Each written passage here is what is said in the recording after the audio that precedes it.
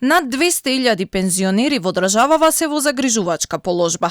Новата методологија која власта ја најавуваше како мерка која ќе овозможи достоинствен живот на пензионерите, на крај резултираше само како популистичка со 6,8% зголемување на пензиите. Но проблемот е што со ваквиот начин на пресметка, оние со најмали пензии земаат повторно најмалку, за сметка на оние со високи пензии.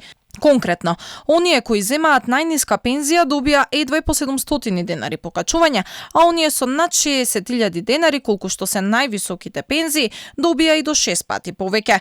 Пензионерите реагираат за огромниот јас и бараат покачувањето да биде на износ, а не на процент. Затоа е потребна таа нивелација, односно до некакво доближување кон повисоките пензии.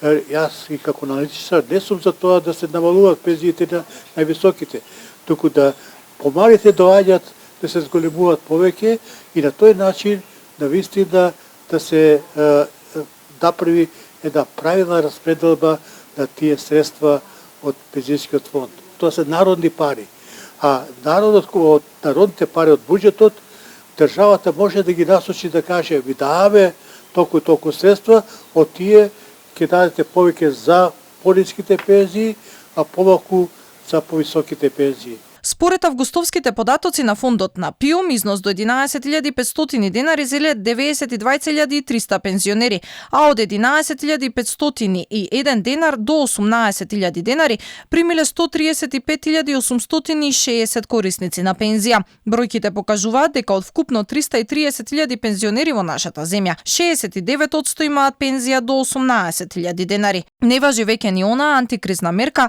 за исплата на 1000 денари за пензионерите. Аргировски реагира дека во време на ваква инфлација и социјална криза треба да има насочено мерки со кои ќе им се помогне да ја преживеат зимата за пензионерите со пониски примања и да се работи на поевтинување на лековите.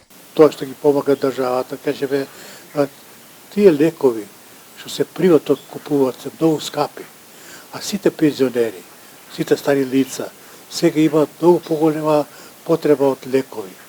Нормално, значи староста се носи своји текоби со таа работа и треба тука да се помага.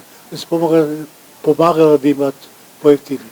И сега да кажеме за струја, за парно, треба исто така да се помагаат тие со пониски пензии.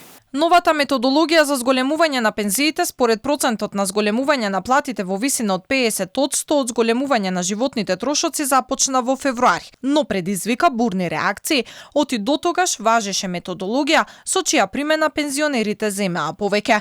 Со законот кој важеше од 2012 до 2018, пензиите се зголемуваа согласно движењето на трошоците за живот во висина од 50% и според просечно исплатената плата на сите вработени во државата во висина од 50%.